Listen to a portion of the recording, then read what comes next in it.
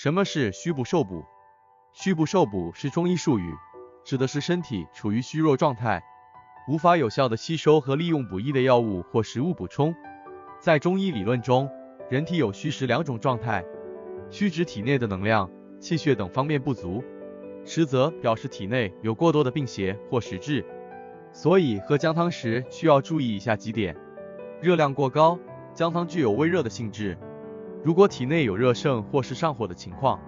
喝姜汤可能会加重症状，尤其是在夏天或体内有热症状时，建议适量饮用或选择其他凉性的汤品。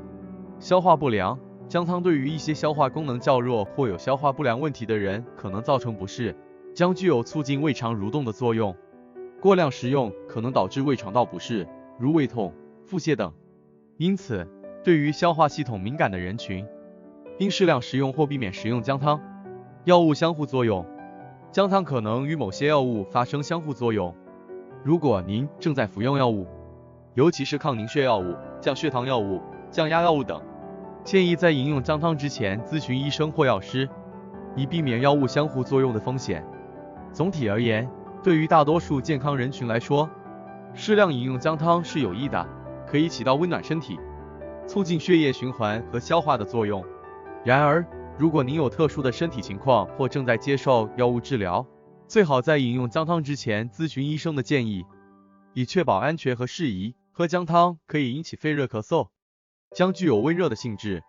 过量饮用姜汤可能会导致体内的火热上升，